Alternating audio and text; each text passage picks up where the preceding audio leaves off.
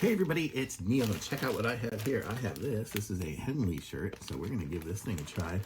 I'll show you guys what it looks like. I'll try it on. It feels nice. So this is it. It's a long sleeve.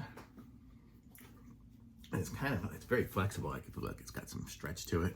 It's like that moisture wicking kind of fabric, I guess. It's got the buttons here. But I'll try it on and I'll be right back.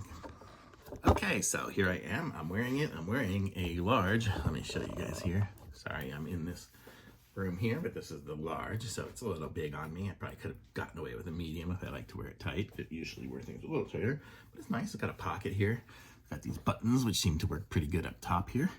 Nice sleeves. Sleeves are a good length. A little long when they're down and perfect when they're like this. So I'm gonna say this is nice. This is what it looks like from the back. Hopefully I look good on the back, and hopefully I look good on the front. So thumbs up for me on this Henley. I like it, really super comfortable. So I like it, thumbs up. Links in the description, like this video, subscribe to my channel, and I'll be back with some more reviews soon.